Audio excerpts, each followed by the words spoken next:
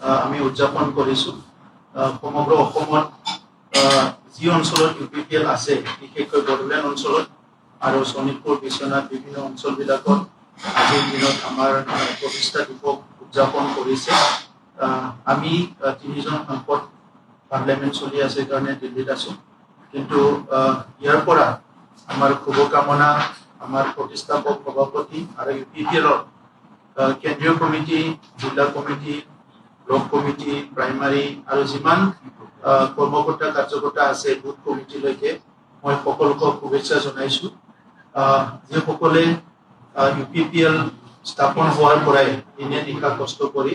এটা সামাজিক আৰু ৰাজনৈতিক পৰিৱৰ্তন অনাৰ কাৰণে বড়োলেণ্ড অঞ্চলত স্থায়ী শান্তি প্ৰতিষ্ঠা কৰাৰ কাৰণে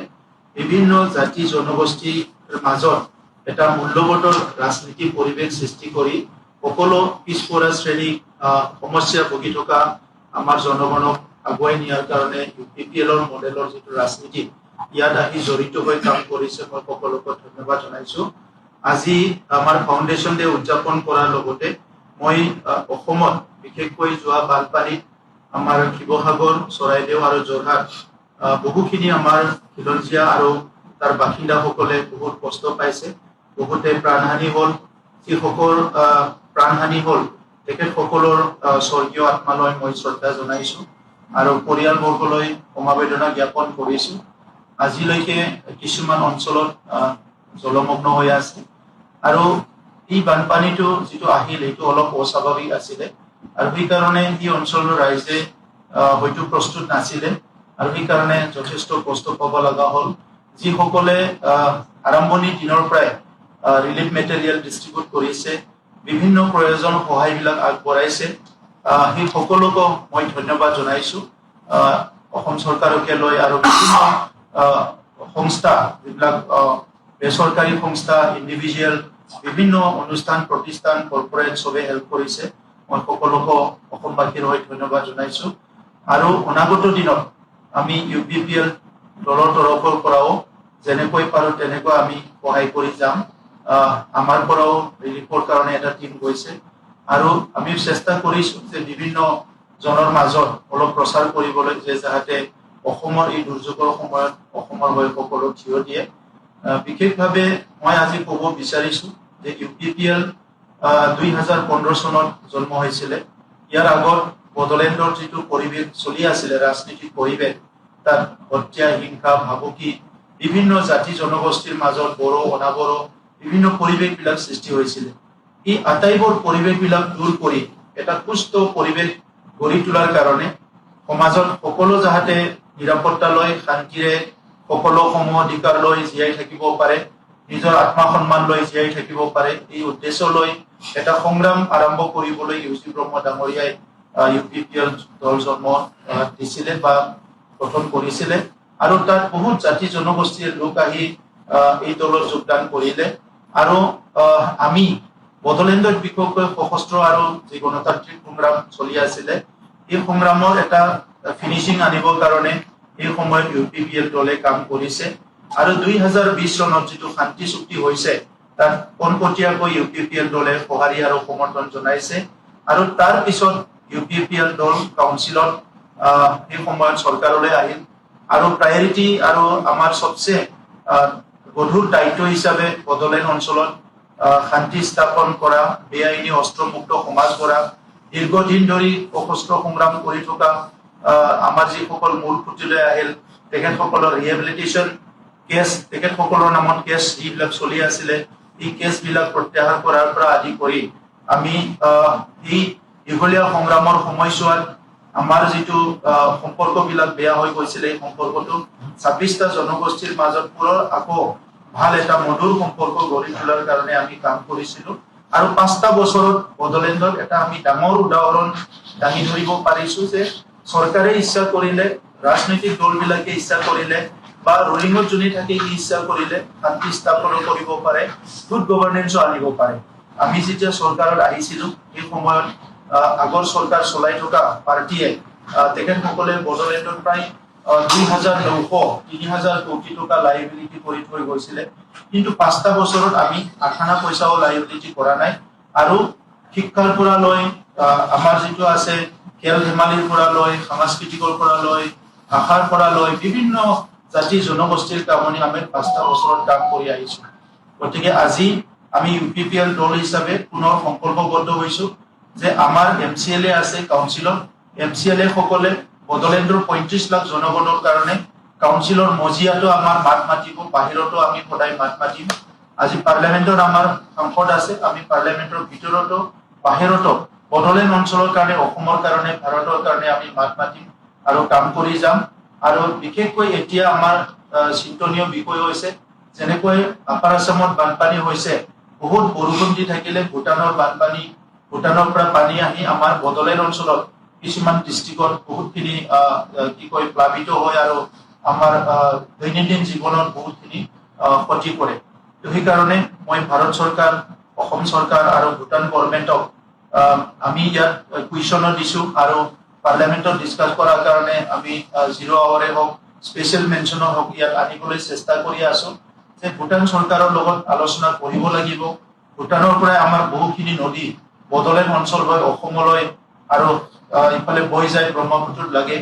এই নদীবিলাক বহুতখিনি ইৰোশন কৰে ফ্লাড টাইমত বহুত বেছি ইৰোশন কৰে আৰু ফ্লাড নহলেও কেতিয়াবা বহুত ইৰোশনটো কৰি থাকে তো আমাৰ ইৰোশনটো প্ৰটেকশ্যন কৰিব লাগিব আৰু এই বানপানীৰ কাৰণে অসমে অনাগত দিনত যাতে পৰিত্ৰাণ পাব পাৰে ইয়াৰ কাৰণে ভাল এটা পৰিকল্পনা দৰকাৰ হৈছে যি পৰিকল্পনাৰ দ্বাৰা অসমৰ ৰাইজে বানপানীৰ সময়ত বানপানীৰ আগত আৰু বানপানীৰ পিছত নিজকে সুৰক্ষিত কৰি ৰাখিব পৰা এটা ভাল পলিচি আৰু যিখিনি অৰ্থনীতি বা বিভিন্ন ক্ষয়ক্ষতি হল ইটো আকৌ ৰিকভাৰ কৰিব পৰা এটা ব্যৱস্থা আমি এটা পলিচিত আনিব লাগিব এইটো অত্যন্ত দৰকাৰ বুলি ভাবো বাকি 2020 চনৰ যিটো চুক্তি হল ইয়াৰ দ্বাৰা আমি 125 কনস্টিটিউশনাল এমেন্ডমেন্টটো বিচাৰি আছো ইউপিপিএল দল হিচাপে আমি আমাৰ এটা সবচে ডাঙৰ এজেন্ডা হিচাপে আমি লৈছো যে পাৰ্লামেন্টত 125 এমেন্ডমেন্ট যিটো বিল ইটো পাস হ'ব লাগে আৰু বড়োলেণ্ডকে ধৰি 10খন যি শিডিউল কাউন্সিল আছে অৰ্থনৈতিকভাৱে ৰাজনৈতিকভাৱে এডমিনিষ্ট্ৰেটিভ পইণ্ট অফ ভিউ অলপ শক্তিশালী হ'ব লাগে আৰু তেতিয়া এই অঞ্চলত বসবাস কৰা জনজাতি অজনজাতি সকলো জনগোষ্ঠীৰ যি এসপিৰেশনস বিলাক আশা আকাংক্ষা বিলাক পূৰণ হ'ব তো সেই কাৰণে আমি ভাৰত চৰকাৰক সদায় দাবী জনাই আহিছো মই যোৱাকালিও বিষয়াবিলাকৰ লগত কথা পাতিছো আজিও আমি পাতিম যে এই গোটেই বিষয়টো আগবাঢ়ি নিয়াৰ কাৰণে ইউপিপিএল দল হিচাপে আমি চেষ্টা কৰি আছো আৰু ইয়াৰ লগতে কিছুমান কথা যে যিটো নেকি আমাৰ বিল হিচাপে আজি আহিছে সংসদত লোকসভা ৰাজ্যসভা এই বিলবিলাকত আমাৰ মতামতবিলাক ৰাখিছো আৰু সবতো আমি ম্যাক্সিমাম ৰিজনাল এসপিৰেশনৰ কথাটোকে আমি চেষ্টা কৰিছো কিন্তু আমাৰ পৰীক্ষাৰ বিলে হওক বা যিখিনি বিল আহিছে এতিয়ালৈকে সেই প্ৰত্যেকটা বিলতে আমাৰ অপিনিয়ন বিলাক আমি দিছো আমাৰ ৰিজনাল যিটো এসপিৰেশন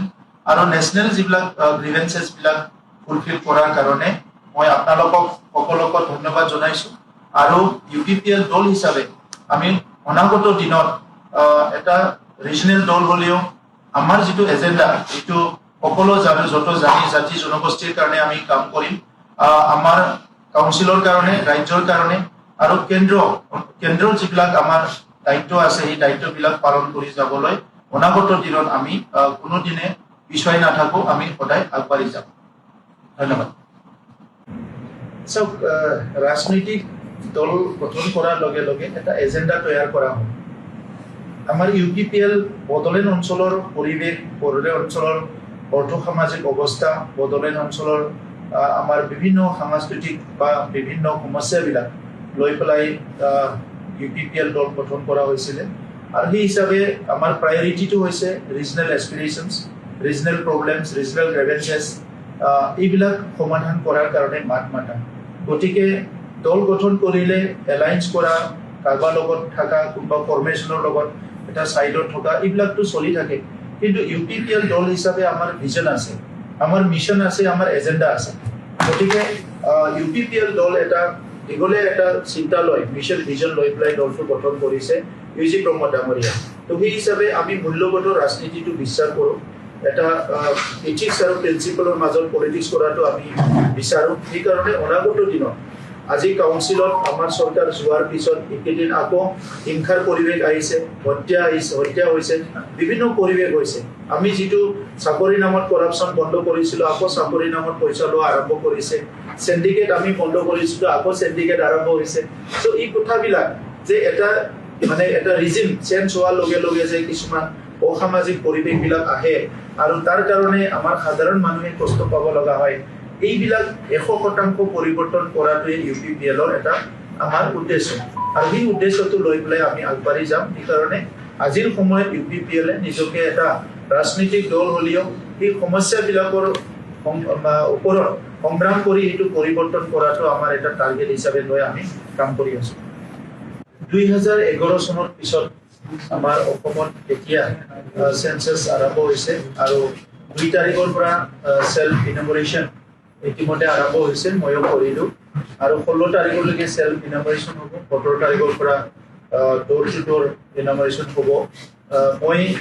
আমাৰ বড়োলেণ্ডবাসীৰ লগতে অসমবাসীক অনুৰোধ কৰিছোঁ যাতে এই চেন্সাছত চবেই অংশগ্ৰহণ কৰে আৰু যিসকলে ইনমোৰেশ্যন কৰিব, যিসকল বিষয়া বা যিসকল